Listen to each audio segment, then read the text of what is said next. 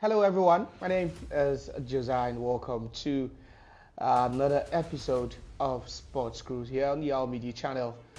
Your favorite sports podcast, where I bring to you all the latest update, and I also keep you up to date on of the trend and news and all the big issues in the world of sports. So there's quite a lot happening in sports in Ghana. The football fraternity was actually shocked with a very unpleasant news on Sunday when a fan of one of the biggest clubs in Ghana was murdered during a league game. So it's really been trending.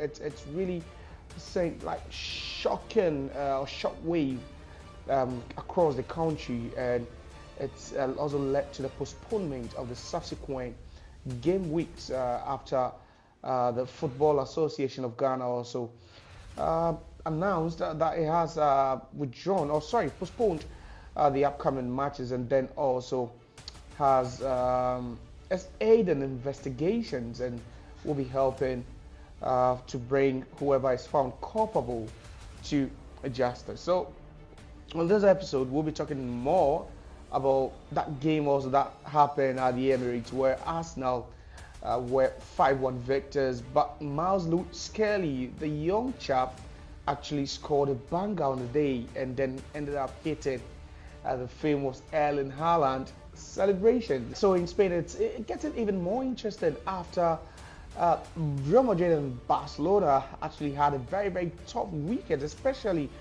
for the Los Blancos after they went all the way to Espanyol in the city of Barcelona, and they ended up losing by a lone goal. But for Barcelona themselves, they were at home to Alaves, Deportivo Alaves, and it was Robert Lewandowski's goal that kept them, or gave them all 3 points, and then also kept the title race alive. So we'll be talking about quite a number of things on this episode of Sports Cruise with me, Josiah. But before I start on, let me just tell you that you need to subscribe, or just hit on the subscribe button, and then also turn on the notification button for you to stay updated with all the latest. So now, welcome, and let's start off with our very first news, where Ghana football has been hit with a very tragic news after a staunch fan of one of the biggest clubs in Ghana, as Kumasi Asante Kotoko, was stabbed when the team travelled in their matchday 19 Ghana Premier League match away in a very small, remote town in the Bronga Hafo region known as in Swatche. So they were actually playing in Swatcheman on the day. So it wasn't just the scenes or surrounding the game or the event, that happened surrounding the game, but even in the game itself, it was a bit more combative and hostile, because after just 52 minutes, the players got themselves in a very, it was a combative moment where they had to fist blows, just kick themselves and all that.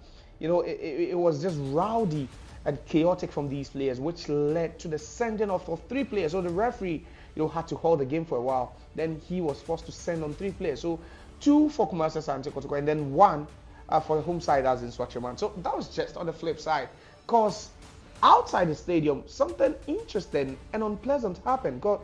So the club issued a statement, that's the home club in Swatcheman, issued a statement after the stabbing of the fan, that earlier on, before the game started, the fan in question who was stabbed, and he goes popularly by the name Poli.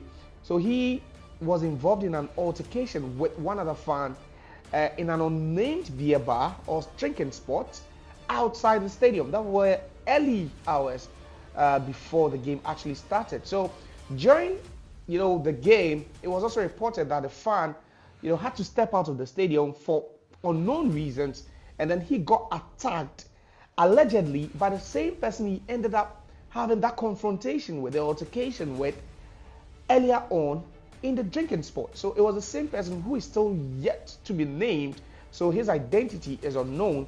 So it was that same person who ended up stabbing this Kumasi Asante Kotoko fan 5 times at the chest.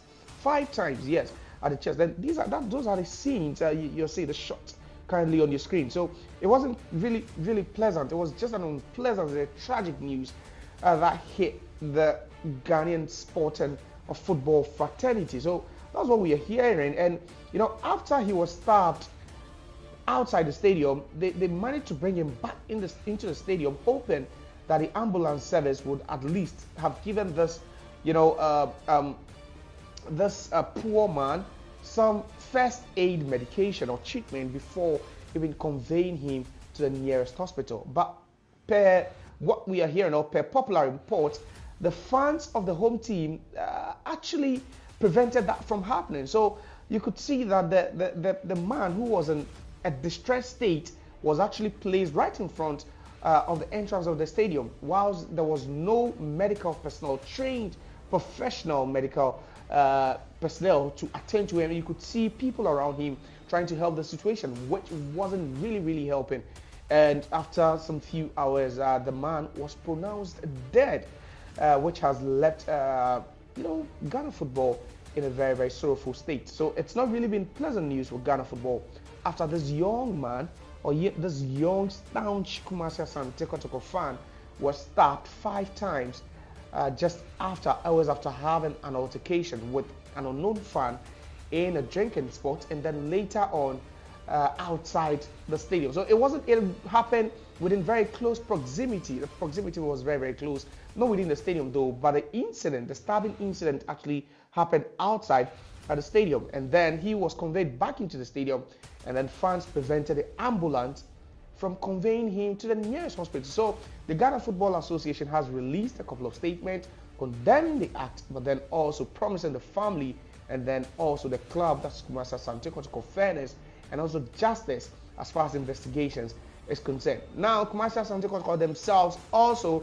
released a statement, explaining and detailing and chronicling the events that happened, which they termed very unprofessional and hostile, saying that quite a lot happened.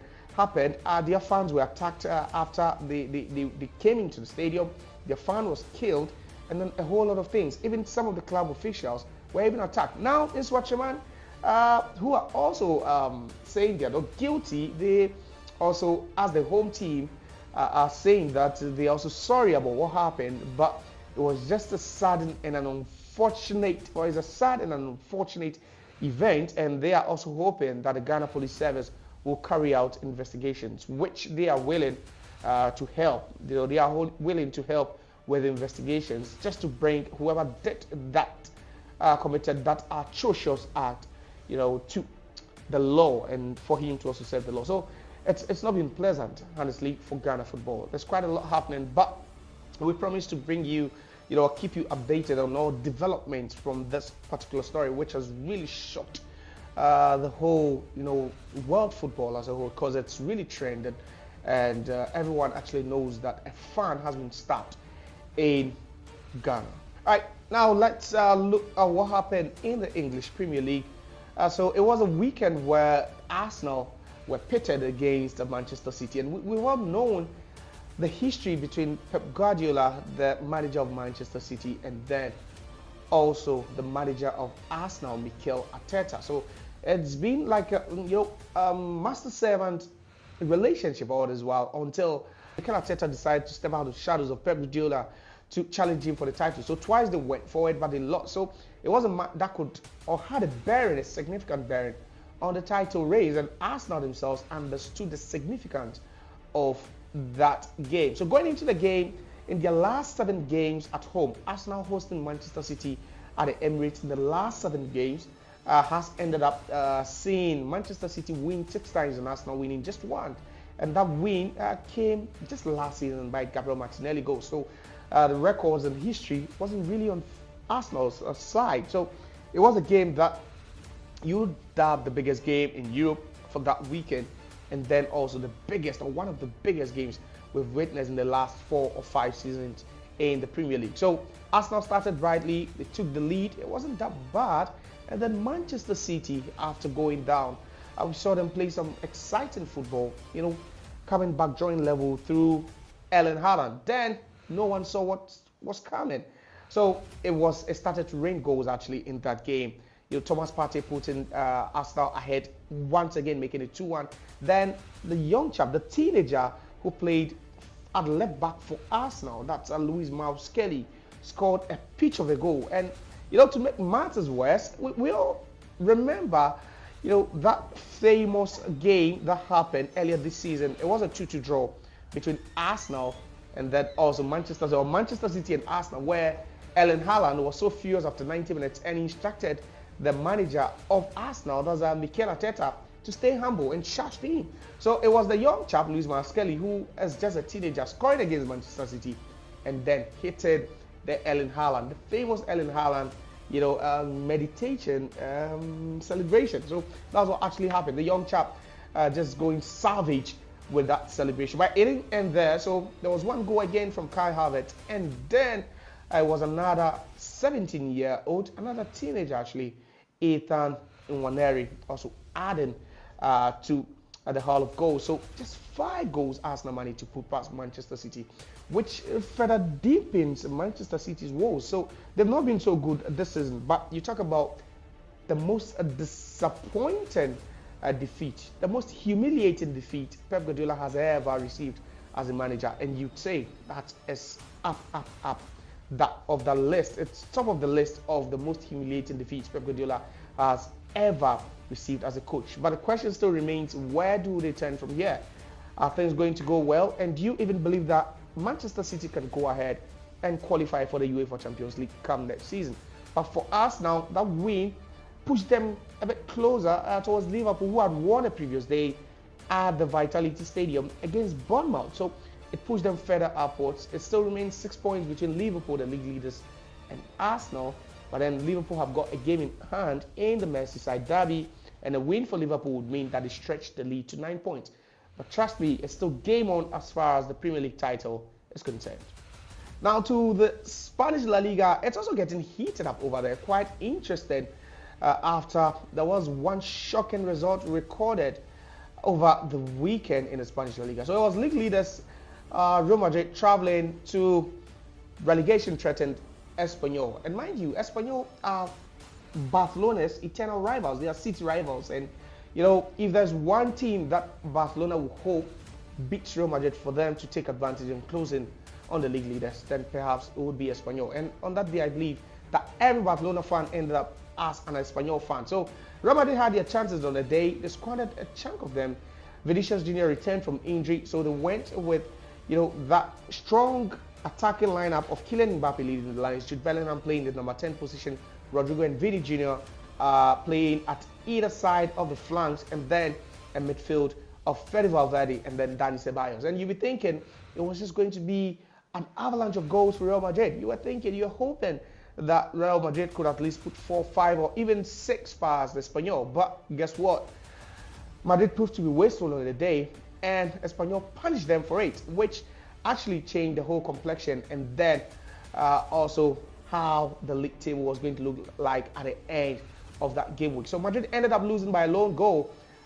It was quite shocking, especially looking at the time they conceded. Very, very deep into regulation time, where Madrid had to concede, and it meant that there was no way they were going to claw back to even get a point, not to even talk about earning 3 points in that game. So Madrid, for the first time in a long time this season, for the first time since they actually lost to Barcelona by that huge scoreline in the Clásico, they ended up also on the losing side. They've lost woefully, despite losing by a lone goal. For Espanyol, it just revives the chances of at least drifting away from the danger zone.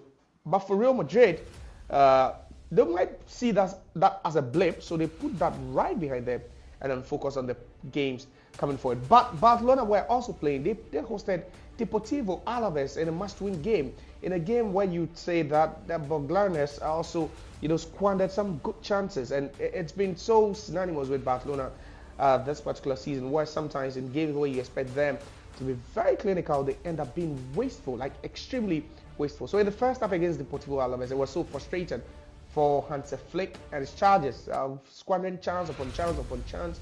And then in the second half, after the hour mark, it was Robert Lewandowski that found the back of the net with his 18th goal in the league this season. So yes, it wasn't really smooth sailing for Barcelona, but they got the job done. 3 points in the bag, and they close in on their Beatrice rivals on the top of the table. So Atletico Madrid also getting themselves a 2-0 win means that Madrid dropping points over the weekend, as these two teams have closed in on Real Madrid. So it's 2 points above there's Barcelona. Sorry, no, 2 points above Atletico Madrid rather, and then also 5 or 4 points above Barcelona, which means Real Madrid are still in firm control. Their destiny remains in their hands, but anything or a lot could happen between now and the end of the La Liga season.